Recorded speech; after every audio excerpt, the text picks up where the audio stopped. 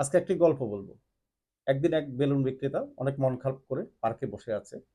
কারণ তার মেয়ে অসুস্থ, মেয়ের জন্য ওষুধ কিনতে হবে।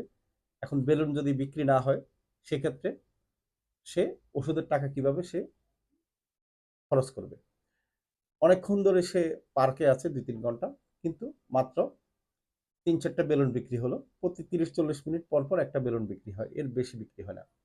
সে তখন অনেক চিন্তা পড়ে গেল। এরপর ৪-৫ ঘন্টা পার হলো, তারপরেও কিন্তু সে হতাশ, তার বেলুন কিন্তু অত বিক্রি হচ্ছে না।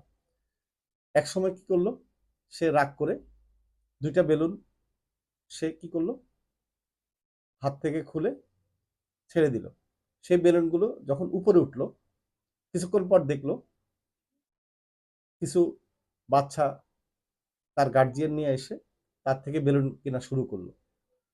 একসাথে সে অনেকগুলো বেলুন তখন সে বিক্রি করতে পারলো। সে তখন অবাক হয়ে গেল। সে আবার কিছুক্ষণ পর আরো কিছু বেলুন আকাশে ছেড়ে দিল, এবং এই বেলুনগুলো যখন উপরে উঠতে থাকলো, তখন অনেক দূরে যারা বাচ্চারা খেলাধুলা করতেছিল পার্কে, সেই বাচ্চাগুলো ওই বেলুনগুলো দেখে তার বাবা মাকে বলল যে আমাকে বাবা এই বেলুনগুলো কিনে দিতে হবে। তখন তারা খোঁজাখুঁজি করলো যে কে বেলুন বিক্রি করে। তখন এই বেলুন বিক্রেতার কাছে সবাই এসে জটলা করলো বাচ্চাদেরকে নিয়ে, এবং অবশেষে তার সব বেলুন বিক্রি হয়ে গেল। এতে সে খুশি হয়ে বাসায় চলে গেল। এতে আপনারা কি বুঝলেন? এখানে একটা জিনিস শিখার আছে, যে আসলে এখানে সে কিন্তু একটা মার্কেটিং করলো। সে কিন্তু নিজেও জানে না মার্কেটিংটা কি। মার্কেটিং হলো সে যখন বেলুন উড়ালো, এটা কিন্তু একটা মার্কেটিং বা অ্যাডভার্টাইজমেন্ট। এই অ্যাডভার্টাইজের কারণে কিন্তু বাচ্চারা দেখলো, এবং তখন গার্জিয়ানদেরকে নিয়ে বেলুনগুলো কিনলো। সেই সাথে সে ইনভেস্ট করলো।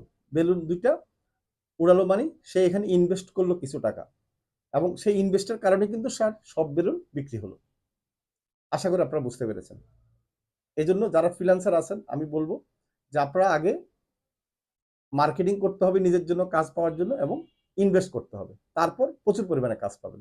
ধন্যবাদ।